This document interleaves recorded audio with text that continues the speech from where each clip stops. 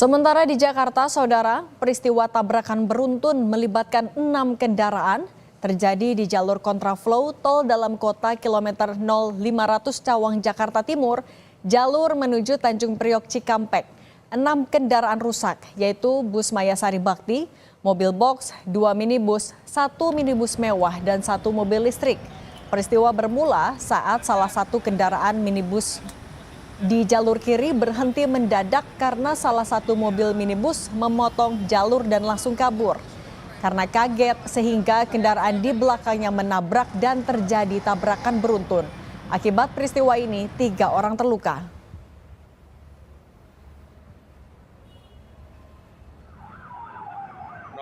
Arah Timur untuk truk ini sedang dievakuasi 91 ND dibantu 91 Olong. Akibat kecelakaan beruntun, 6 kendaraan, 3 orang mengalami luka, yaitu 1 pengemudi mobil box mengalami patah tulang, pengemudi mobil jenis MVP dan penumpang yang terlibat kecelakaan ini mengalami luka ringan. Polisi masih menyelidiki penyebab kecelakaan beruntun di tol dalam kota, kilometer 0500 Cawang, Jakarta Timur.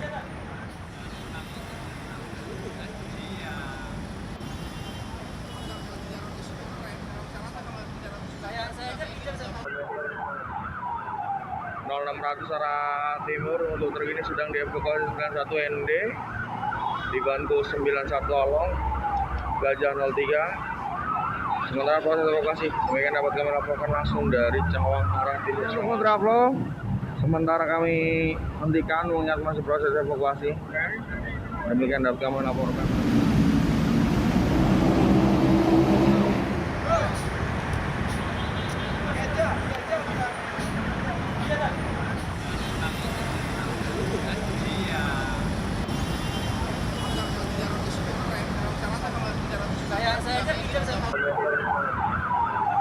0600 arah timur untuk truk ini sedang dievakuasi 91 ND dibantu 91 Olong, Gajah 03. Di sebelah kiri masuk ke lajur, di lajur 12 ada yang berhenti mendadak, akhirnya terjadi beruntun. Nah, kalau yang dari kontraflow itu imbas benturan dari arah ke Cawang. Arah ke Cawang ya Pak? Ya, arah ke Cawang, dari Pancoran arah ke Cawang. Ada korban jiwa Pak? Korban luka, sementara penumpang dievakuasi, rescue semua unit lagi menuju arah ke TKP. Kecelakaan beruntun terjadi di tol dalam kota saat berlangsungnya kontraflow, membuat perhatian terhadap pengamanan tol dalam kota jadi sorotan. Apa yang harus diperhatikan pengelola tol agar kejadian ini tak berulang? Kita bahas bersama Joko Setiowarno, Wakil Ketua Masyarakat Transportasi Indonesia. Selamat petang, Pak Joko. Selamat petang, Mbak Cindy.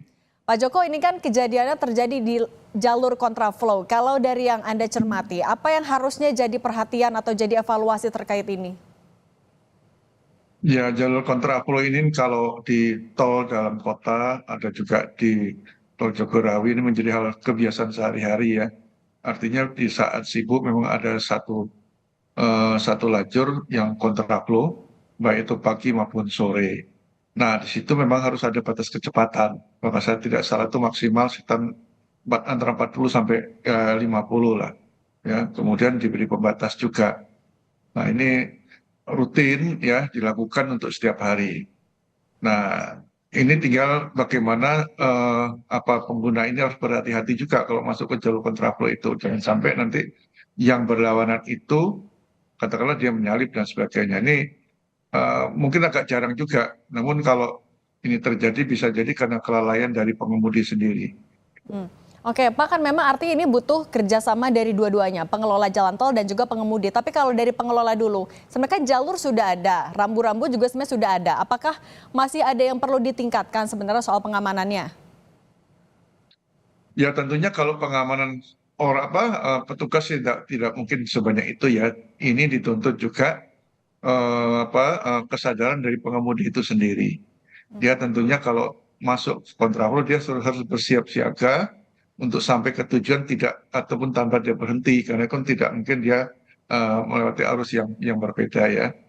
Nah, itu yang harus diperhatikan, sehingga berbeda halnya kalau dia searah. Tapi kalau dalam kota itu sebenarnya tidak begitu panjang, pendek lah ya. Beda kalau kontraflow antar kota begitu panjang. Jadi kalau yang pendek-pendek seperti ini, saya kira masyarakat yang pengguna sudah terbiasa. Yang penting dia menjaga jangan sampai dia mengantuk. Itu yang jadi persoalannya. Kalau dia mengantuk agak lengah, itu jadi bisa menyebabkan microslip. Biasanya seperti itu. Tapi ini cukup jarang terjadi kok. Selama ini ya aman-aman aja kontraflow yang ada di jalan tol dalam kota. Pak Joko, tapi kan kontraflow ini kerap jadi solusi untuk mengurai kemacetan, tapi biasanya menjadi faktor kecelakaan dengan adanya kontraflow, apalagi sih Pak, selain misalnya mengantuk? Ya sebenarnya yang banyak itu terjadi kalau kecelakaan itu adalah faktornya mengantuk gitu loh. Jadi seandainya mengantuk sebaiknya jangan masuk kontraflow, ikuti aja jalur yang ada. Nah menjadi bahaya kalau dalam kondisi mengantuk ke jalur kontraflow ya. Hmm, oke. Tapi dan berarti dengan keadaan seperti itu Pak, tapi kan rata-rata mau mengambil jalur kontraflow juga agar cepat. Apa yang biasanya juga luput tidak diperhatikan oleh pengemudi Pak, yang juga bisa menyebabkan kecelakaan? Ini faktor batas kecepatan ya. Tentunya kalau kontraflow akan berbeda lah kecepatannya dengan yang biasanya. Ya kecuali kalau dia full untuk melawan arus. Tapi ini kan sebagian kontraflow artinya ada satu lajur yang diambil untuk berlawanan arah. Kehati-hatian itu penting buat pengemudi, ya. Oke. Meskipun itu juga diberi pembatas juga untuk dia lebih berhati-hati lagi dan ikuti batas kecepatan yang ada.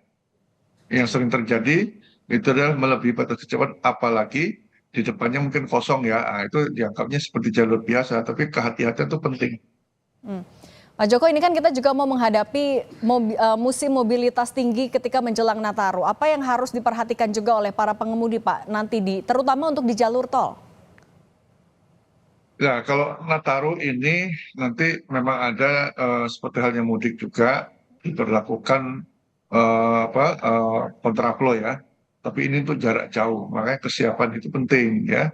Dan ini juga batas-batas untuk patok-patoknya juga harus lebih rapat lagi ya, biar nanti ini menjadi lebih mudah dan harus diikuti dengan pelambatan. Jadi katakanlah ada iringan mobil di depannya yang tidak sebebas seandainya itu kosong dia akan melaju. Nah, pelambatan itu penting dan pengawasan itu yang membuat dia tidak melaju melebihi batas kecepatan. Sebenarnya kalau tidak ada pelambatan atau mobil pengiring di depan ini sering terjadi melebihi batas kecepatan. Itulah yang kalau nggak salah lebaran tahun terjadi kecelakaan itu.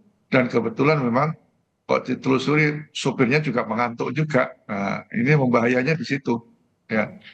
Oke, Pak Joko terima kasih sudah berbagi di Kompas Petang. Sehat selalu Pak Joko.